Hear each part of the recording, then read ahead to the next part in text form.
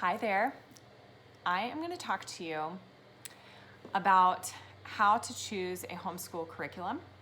Now, there is no right or wrong way how to go about doing this, so I'm going to share with you how I chose our curriculum and then maybe just some ideas if you want to think about them as you choose a curriculum. So, for myself, a long time ago, like back when I was not even pregnant with our first child, we had some really great close friends that we loved and loved their family, and they were huge Sunlight family. That's the curriculum we use is Sunlight.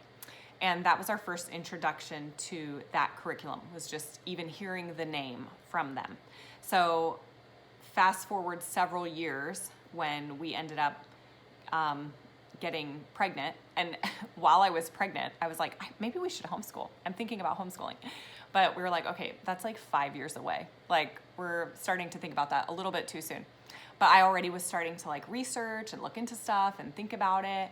But Sunlight was on my mind because I had heard about it from this family, and over the years had heard more families that were using that curriculum.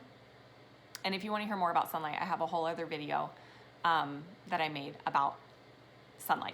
But basically, I had heard from them, and then I had kind of like heard more about it from other friends, and I just kind of kept my ears open about different curriculums along the way, and we eventually landed with Sunlight. So I feel like having a friend's recommendation, and this would be my tip number one,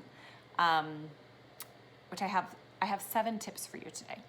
Tip number one would be friends recommending a curriculum. There's probably no better place to go to than your friends, because they're going to give you an honest feedback on what they like, what they don't like. You might even be able to go look at the curriculum yourself. So that's one option, is find out, do you have any friends who homeschool? And if so, is there something they love?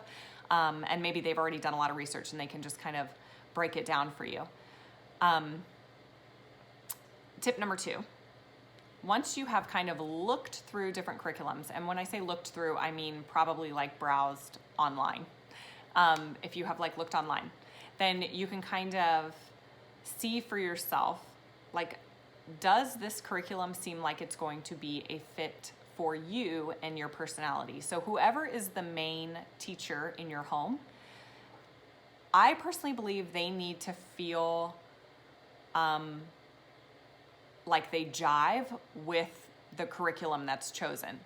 So I know some people might be tempted to buy a curriculum based on like, well, this one looks more fun and it looks really exciting for my kids, but this one over here looks like it would really fit my personality type. And I do feel like there hopefully will be a blend of this happening with whatever curriculum you choose. But if you choose a curriculum that like it is not a fit for you as the teacher, but you're just doing it because you think it might be the one your kids like the most, you have to think like long term here. Like, what's going to be sustainable for you as the teacher? So for instance, for myself, I knew I needed something that basically they laid everything out for me, and I basically didn't have to create anything. Because I know for us, if we are going to homeschool, I feel like the act of teaching and doing the school itself that's enough for me and for my capacity and my energy level. If I also had to basically create the curriculum, because the curriculum I'm buying is maybe not like they haven't built it out enough. They like maybe offer lots of suggestions for you to do, or lots of extra things for you to look into, and you basically have to do a lot of planning every week with their curriculum. Like, that's just not sustainable for me. I needed something that's like planned out. So I know that about my personality type. I have other friends who, when they see what we're doing with Sunlight, they're like, oh my gosh, I could like never do that, because it's so scheduled and it's so like, this is what you do on this day. And they want the freedom, they want the creativity, they want to kind of, just really create their own curriculum. So I know that everyone has these different personality types. So my encouragement is, find something that you're excited about, that you feel like fits your personality type. And then along the way, if you introduce that and you find that it's not working super well with your kids, there's probably going to be places that you can tweak what you're doing. But I do think you need to take yourself into consideration and what is sustainable for you as the teacher. So another thing, like I couldn't go with a curriculum that had me do a lot of activities and crafts. That is just not sustainable for me. I just am not a crafty person, so I feel like I needed something that was not heavy on hands-on crafts and glue sticks and like whatever. And so although I'm sure my kids would love it if we just did crafts all the time, but I couldn't survive that experience. And I really want to create something that year after year is sustainable for myself as well as my kids.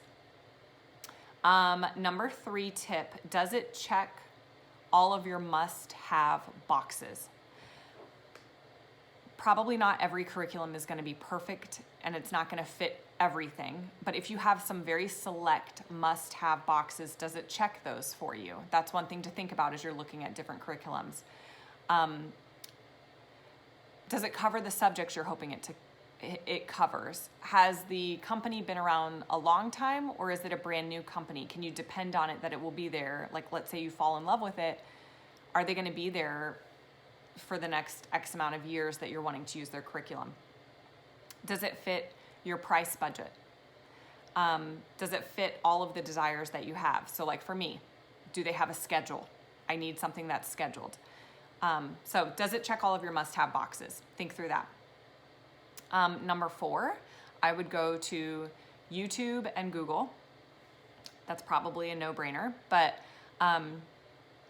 if you go to YouTube and you put in the different curriculums and search for reviews or whatever, you're going to find a lot of things out there, even where people will do unboxings where they're going to show you exactly what's in the curriculum. You're going to get a little bit, like, let's say you don't have local friends who want to show you their curriculums, or you can't find a way to like really look at the curriculum you're interested in. Go to YouTube, because someone maybe has made a great detailed video where they're going to lay out everything. Also Google, because there might be some great blogs out there written about some of these curriculums. Number 5, you could always go to a homeschool conference. So if there's a conference that's happening and you're able to go to that, a lot of times at conferences, they're going to have a huge expo where they're going to have like all of the curriculums like present, and you can go and talk to the people that are selling these curriculums and get to ask them questions, as well as maybe physically touch and see a curriculum. So if you can get to a conference, that's a great idea. Number 6, check their return policy. Some curriculums you are able to return, and that might just give you the ease of mind that you need to take the risk on that curriculum if you know that you can return it if you like hate it and it's not working for you. So just look into what is the return policy, and is that going to be, how will that factor into your decision making? Number 7, call their customer service with your concerns and your questions. 1, it's going to help you see how do they handle you if you have an issue or a question. Is their customer service responsive? Do you like the vibe and feel of the company by how they're conducting their customer service? 2, they're going to have a lot of information, and they're going to be able to answer a lot of questions for you. So hit them with all your hard questions and ask the company about their curriculum, and I think you'll get more insight that way. Lastly, number 8, remember that nothing is set in stone. You can change anything at any time. So I know for myself, I can be prone to like decision paralysis, where I'm just like, oh my gosh, I don't know how to move forward. I'm not sure, like, is this the right choice? Are we going to like this? And of course I'm thinking, you know, what if we homeschool for, like, I don't even know how long we're going to homeschool, but it's like, well, what if we homeschooled for like year after year after year?